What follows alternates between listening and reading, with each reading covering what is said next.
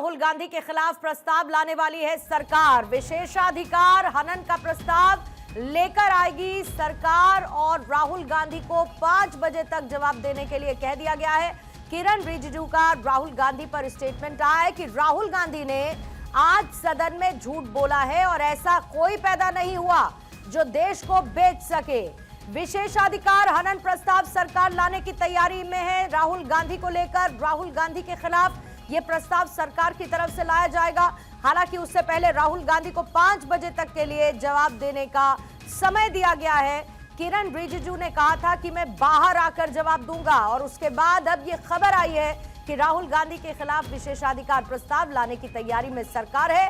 हालांकि 5 बजे तक का समय दिया गया है राहुल गांधी को जवाब देने के लिए। अदिति नागर मेरी सहयोगी और ज्यादा जानकारी के साथ इस वक्त जुड़ चुकी हैं। अदिति, 5 बजे तक का समय राहुल गांधी को जवाब देने के लिए, वरना विशेषाधिकार हनन का प्रस्ताव लाएगी सरकार। देखिए, आपको देखा होगा आपने कि जब राहुल गांधी सदन में बात कर रहे थे उस समय भी किरण रिजिजू ने खड़े होकर ये बात कही थी कि एक तो पहला ये कि राहुल गांधी के खिलाफ जो सदन को गुमराह करने की बात उन्होंने कही, बेबुनियाद बयान की बात कही, उसके खिलाफ विशेषाधिकार हनन का नोटिस भी दाखिल किया जाएगा। लोकसभा राज्यसभा में कार्रवाई के स्पष्ट नियम है। अगर कोई सदस्य किसी दूसरे सदस्य पर गंभीर आरोप लगाना चाहता है तो उससे पहले नोटिस देना होगा। और आपको याद होगा हरदीप पुरी को लेकर उन्होंने बार बार एप्स्टीन फाइल का जिक्र किया और आरोप को साबित भी करना होगा। हालांकि राहुल गांधी बोल रहे थे कि मैं आरोप साबित कर सकता हूं, लेकिन उनको चेयर ने बोलने नहीं दिया। अब राहुल गांधी को सदन में बुलाकर अपने बयानों की पुष्टि करने को कहा जाएगा। राहुल गांधी ने सरकार और प्रधानमंत्री पर और मंत्रियों को लेकर जो झूठ बोला है उसको लेकर ऐसा किरण रिजिजू की तरफ से कहा गया है। और किरण रिजिजू ने यह भी कहा कि प्रधानमंत्री ने भारत और भारतीय हितों की को बेचने की जो बात राहुल गांधी ने कही है उसको लेकर भी विशेषाधिकार हनन का नोटिस भेजा जा रहा है।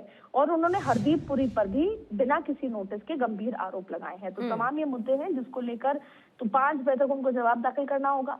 तो ये उसी समय जब सदन में राहुल गांधी बोल रहे थे तब किरण रिजिजू खड़े होके उन्होंने इस बात का इशारा किया था कि आप किसी भी ऑथेंटिकेट करने की जरूरत होगी। पहले भी इसी बात की बात है कि अगर आप कोई आरोप लगा रहे हैं तो पहले आपको नोटिस देना होगा।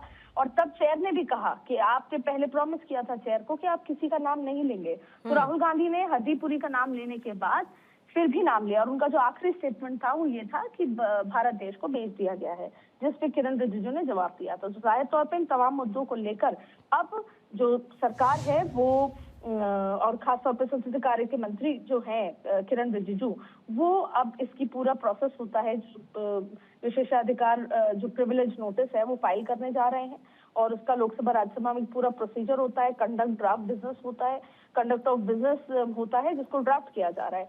तो ये तब होता है जब कोई भी सदस्य दूसरे सदस्य पर गंभीर आरोप लगाना चाहता है और नोटिस दिए बिना लगाता है। तो इसको लेकर सरकार ने कहा कि हमने रिक्वेस्ट भी की कि राहुल गांधी ऐसा ना बोले, लेकिन वो लगातार बोलते रहे और उसको लेकर कंडक्ट को लेकर भी और उनके ऊपर बेबुनियादी बयान तो इसमें जो 5 बजे तक का समय राहुल गांधी को अदिति दिया गया है उसमें तो उनके जो आरोप लगाए गए उनको ऑथेंटिकेट करने की ही बात है ना, जिसका जिक्र राहुल गांधी ने विद इन द हाउस किया था कि मैं इसे साबित कर सकता हूँ। बिल्कुल, देखिए इस तमाम बातों को एप्स्टीन फाइल्स की बात उन्होंने कही, उन्होंने अडानी का भी जिक्र किया। तमाम बातों में उन्होंने बार बार कहा कि मैं जो आरोप है वो सिद्ध कर सकता हूँ। लेकिन दरअसल क्या है कि चेयर का ये मानना था कि आप आरोप भले ही सिद्ध कर सकते हो, लेकिन आप आरोप लगाने से पहले आपको 357 के तहत ये नोटिस आपको इन्फॉर्म पहले करना होगा कि आज मैं आरोप लगाने जा रहा हूँ। हालांकि ये इसी तरह की बहस आपको याद होगा राहुल गांधी से पहले दिन भी हुई थी जब उन्होंने नरवणे की किताब को लेकर आरोप लगाए थे। तब भी यही कहा गया था कि ना ही 349 के तहत ना ही बिजनेस 357 के तहत आपने आरोप जब लगाया था प्रधानमंत्री पर, तब भी हरदीप पुरी का नाम था, तब भी आपने नहीं कोई नोटिस दिया था और अभी भी नहीं दिया। उसके बाद आपने देखा कि 4 दिन कैसे संसद में हुए।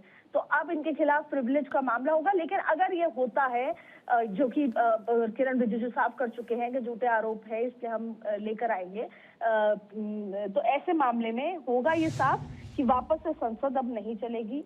अब यही आरोप प्रत्यारोप चलता रहेगा और वापस से अब विपक्ष आप देखिए हंगामा करते हुए नजर आएगी। बिल्कुल, लगातार राहुल गांधी की तरफ से दिए गए बयान और उसे लेकर किरण रिजिजू का स्टेटमेंट, प्रेस कॉन्फ्रेंस में भी इस बात का जिक्र किया गया। अब किरण रिजिजू कह रहे हैं कि राहुल गांधी के खिलाफ हम प्रिविलेज नोटिस फाइल करेंगे और राहुल गांधी को 5 बजे तक का समय दिया गया है। लेकिन अदिति, इतना तो तय है कि लगातार सिर्फ आरोप प्रत्यारोप नहीं बल्कि हंगामे की भेंट चढ़ता हुआ सदन साफ तौर पर नजर आ रहा है और ये सिलसिला थमेगा नहीं, क्योंकि संसद के बाहर भी इसे लेकर प्रतिक्रियाएं आती रहेंगी, जैसा कि बीजेपी की तरफ से प्रेस कॉन्फ्रेंस के साथ आया और इस पर विपक्ष की तरफ से ट्विटर पर लगातार एक पूरा का पूरा नैरेटिव सेट करने की कोशिश की जा रही है। पूर्णिमा, एक बात तो आप देखिए कि जब आप लोकसभा स्पीकर पे अविश्वास प्रस्ताव लाते हैं तो कहीं ना कहीं ये आज भले ही सीक्वेंस के लिहाज से हुआ है, लेकिन आप लोकसभा स्पीकर पे अविश्वास प्रस्ताव लाए, लोकसभा स्पीकर ने मॉरल ग्राउंड्स पे कहा कि मैं बैठूंगा नहीं, लेकिन अब जब ये विशेषाधिकार हनन की बात एलओपी के ऊपर होती है तो ये भी एक बड़ा क्वेश्चन मार्क होता है विपक्ष के ऊपर। ठीक वैसे ही जैसे आप स्पीकर पर ये आरोप लगा रहे हैं कि वो निष्पक्ष नहीं है, उनके ऊपर भी आप अविश्वास प्रस्ताव लाए, तो ये जो विशेषाधिकार हनन है ये भी अविश्वास प्रस्ताव का छोटा फॉर्म है कि एलओपी ने ना ही उस प्रक्रिया को फॉलो किया, नियम कानून को फॉलो किया संसद के, और बार बार लगातार झूठ बोलते रहे और बिना नोटिस के वो आरोप लगा रहे हैं। तो ये आप देखिए नहले पे दहला है। एक तरफ आपने लोकसभा स्पीकर को उसमें खड़ा कर दिया, अविश्वास प्रस्ताव का पूरा एक प्रोसेस होने जा रहा है। अगली बार जब हाउस 13 फरवरी के बाद जब मार्च में उठेगा तो अविश्वास प्रस्ताव पहले वोटिंग होगी क्योंकि वो एक्सेप्ट हो चुका है। तो ठीक वैसे ही अब राहुल गांधी के खिलाफ भी प्रस्ताव लेकर आ गई है सरकार, विशेषाधिकार हनन प्रस्ताव। ये भी दर्ज होता है कि एलओपी के ऊपर एक बार विशेषाधिकार हनन प्रस्ताव आ चुका है। जाहिर तौर पर इतिहास के पन्नों में तो संसद में हुए हर बात को दर्ज किया जाता है। दूसरी बात आप देखिए, कल कैसे गिरिराज सिंह पोस्टर लेके इंदिरा नेहरू की तमाम तरीके की फोटो लेकर आए। तो चीजें जो आपने जिस आरोप प्रत्यारोप का जिक्र किया वो बढ़ेंगी ही, वो कम नहीं होंगी। और आज के बाद अब 13 तारीख तक हाउस कैसे चलेगा, बजट पे क्या पूरी चर्चा हो पाएगी, ये तमाम चीजें अब देखने वाली होंगी, जो कि नजर नहीं आ रहा। जैसे ही राहुल गांधी पर ये अविश्वास प्रस्ताव वो विशेषाधिकार हनन प्रस्ताव आएगा तो विपक्ष हंगामा करेगा। बिल्कुल, और फिर से राहुल गांधी ने इस बात को दोहराया कि सरकार ने अमेरिका के सामने पूरी तरीके से सरेंडर कर दिया है। बहरहाल बीजेपी इसमें अपनी स्ट्रैटेजी के साथ प्रिविलेज नोटिस लाने की तैयारी कर रही है। अदिति, आपका शुक्रिया जानकारी के लिए। और राहुल गांधी पर बीजेपी के सांसद रविशंकर प्रसाद का स्टेटमेंट आया है कि राहुल गांधी बेबुनियाद स्टेटमेंट देते हैं। हम राहुल गांधी के स्टेटमेंट की निंदा करते हैं। जब भी बोलेंगे बेफजूल आरोप लगाएंगे, बेबुनियाद शर्मीले आरोप लगाएंगे, जिससे सदन की गरिमा कम होती है और उनके विपक्ष की नेता की भी गरिमा कम होती है। पहले एक बात राहुल गांधी जान लें, नरेंद्र मोदी की अगुवाई में भारत किसी के आगे भी झुकेगा नहीं।